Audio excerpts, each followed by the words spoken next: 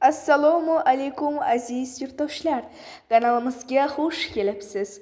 Hozir taniqli shifokor, olima Oydin Solihning haqiqiy tibbiyot kitobini audio shaklida e'tiboringizga havola etamiz. U kishining ilmi va tajribasi barchamizga foydali bo'ladi degan umiddamiz. Ushbu loyihani Oydin Solihning xotirasiga bag'ishlaymiz.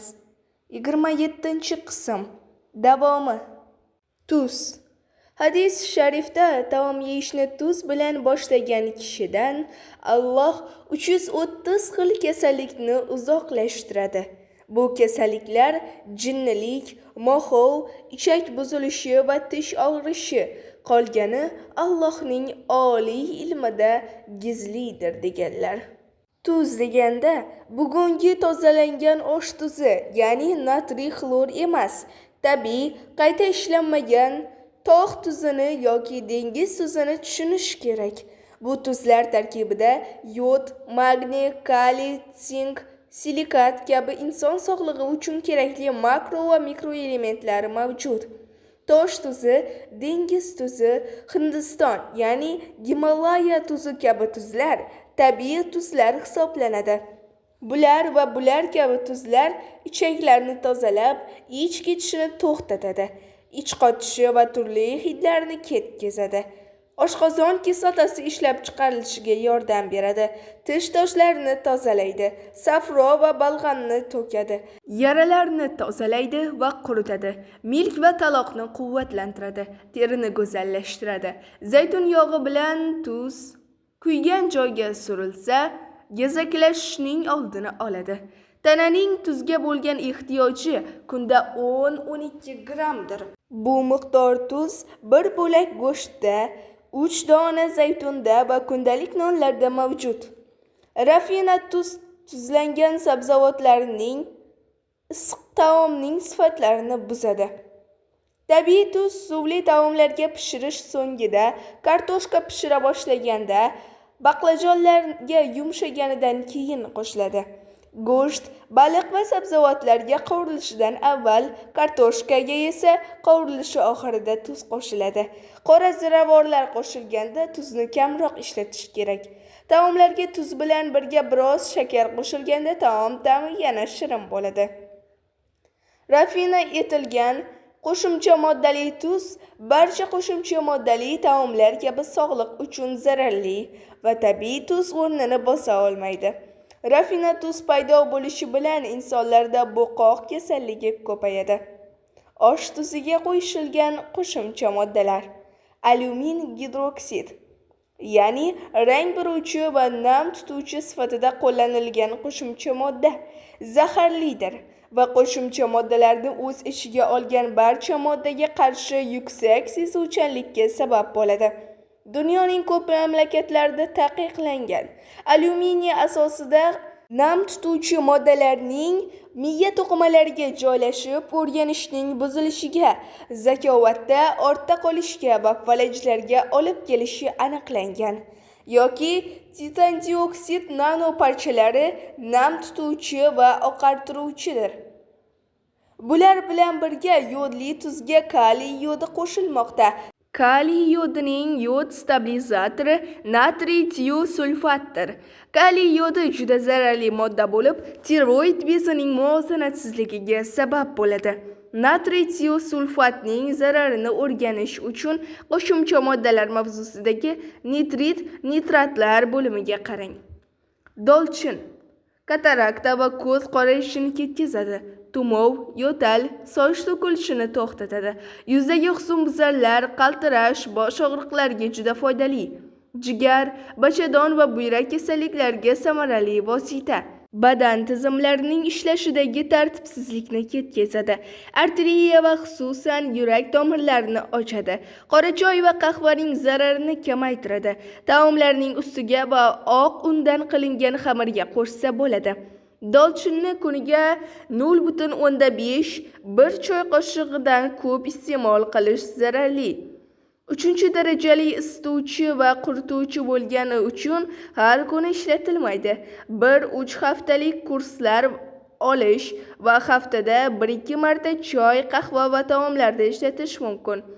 Bugun dolchin o'rniga tabiiyga o'xshash dolchin hidi glyukoza yoki fruktoza bilan aralashtirilmoqda. Bu aralashma tayyor taomlar, konfityer mahsulotlari va ichimliklarda qo'llanilmoqda. Bu aralashma diabetga zamin hozirlaydi.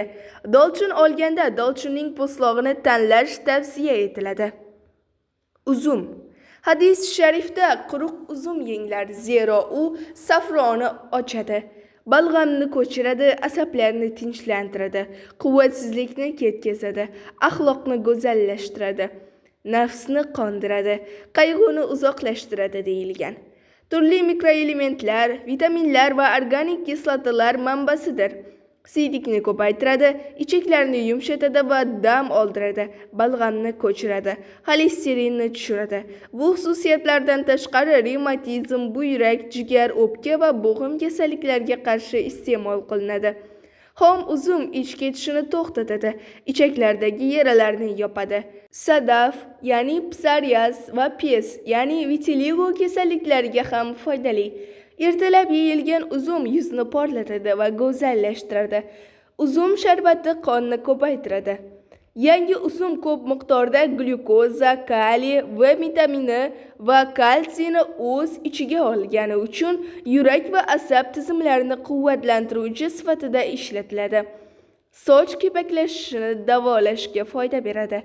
Payg'ambarimiz sollallohu alayhi vasallamning non bilan mayiz yeganlar umrlarida tabibga muhtoj bo'lishmaydi degan hadislarini hamma biladi. Lekin hozir uzum va mayizlarga sepilgan dorilar sog'liq uchun xavfli. Bugun dorilanmagan tabiiy uzum topish qanchalik qiyin bo'lsa, tabiiy non, ya'ni tabiiy achitqi bilan tabiiy bug'doy unidan tandir nonni topish ham shunchalik qiyin hisoblanadi. Ko'k choy. Ko'k choy ko'r ichak, ya'ni kolon, oshqozon, jigar, o'pka, ko'krak va teri saratonlaridan asraydi. Yuksak qon bosimini tushiradi, past qon bosimini ko'taradi, qonni tozalaydi, yurak va asab tizimini dam oldiradi. Konsentratsiya, ya'ni fikrni bir joyga jamlash qobiliyatini ijobiy tomonga yo'naltiradi. Taomdan avval yoki undan alohida asal bilan yoki o'zini ichish mumkin. Faqat ko'k choyni 1 daqiqadan ortiqcha damlamaslik kerak. Aks holda foydali xususiyatlarni yo'qotadi. Xushbo'y, tabiiyga o'xshash hidi bilan yashil choy ishlatmaslik kerak. Zanjabil. Jigar, oshqozonni isitib quvvatlantiradi, hazmni osonlashtiradi, ichaklarni kuchli qiladi, qusishning oldini oladi, oshqozondagi balg'amni parchalaydi va yallig'lanishni ketkazadi, qon bosimini normallashtiradi, qon aylanishini yaxshilaydi, terlatadi va issiqni tushiradi, jinsiy orzularni amalga oshiradi. Davomiy zanjabil iste'mol qilish saratonning oldini oladi. Ichak kasalligiga duchor bo'lganlar, ko'richak jarrohligini o'tkazganlar zanjabil kukunini choy, sut va taomlar bilan birga kuniga 2 grammgacha, ya'ni 1 choy qoshiq iste'mol qilishlari mumkin. Oq undan qilingan shirinliklar, non va non mahsulotlariga zanjabil qo'shilsa, zararni kamaytiradi. Yangi zanjabil qirg'ichdan o'tkazilib, asal bilan ayni miqdorda qorishtiriladi va har kuni taomdan avval 1-2 qoshiq yutiladi yoki yangi zanjabil suvi kunda 1-2 qoshiq ichiladi. Taomdan avval yoki hazmni quvvatlantirish uchun taomdan so'ng ham ichish mumkin. Oshqozon achishi va jig'ildon qaynashini ketkazish uchun va hazmsizlikka qarshi taomdan avval yoki keyin yangi zanjabilni tishlab yeyish kerak. Zaytun daraxti. Zaytun bargini chaynash og'iz yaralariga foydalidir. Zaytun bargini qaynatib, suvi bilan g'arg'ag'a qilish tish milklarini quvvatlantiradi va tish og'riqlarini ketkazadi. Ichish esa yuqori qon bosimini va qondagi qandni tushiradi. Zaytun yog'i. Kun ora soch tagiga zaytun yog'i surish soch to'kilishini to'xtatadi, sochni quvvatlantiradi, oq sochlarni to'kadi. bosh og'rig'ini yengillatadi. Eski zaytun yog'i bilan bel va bo'g'imlarni massaj qilish bo'g'imlarni yumshatadi va og'riqlarni kamaytiradi. Saramas va allergik teri to'kilishlariga zaytun yog'i surilsa, to'kilish ozayadi. Gemorroyga surilsa, og'riqni tindiradi va yaxshilaydi. Bir hovuch mayiz 1 litr suv ichida qaynatilib suziladi. Bu suv 200 gram eski zaytun yog'i bilan aralashtirilib, klizma qilinsa, qalin ichak yaralariga, gemorroy, parapraktit nomli qalin ichak fistulinga foyda beradi. Zaytun yog'i bilan massaj qilish muskullarni yumshatadi. Ko'zga surish ko'zni quvvatlantiradi. Quloqqa tomizish quloqni tozalaydi. Teriga surish terini porlatadi, yumshatadi, go'zallashtiradi va ajinlarni yo'qotadi. Botakoz, jambul, maydalangan sedana yoki arpa bodiyon bilan aralashtirish zaytun yog'i foydasini orttiradi. Kerak joyga va sochga surayotib, zaytun yog'iga bir tomchi binafsha, gul va shunga o'xshash xushbo'y yog'lar qo'shish mumkin.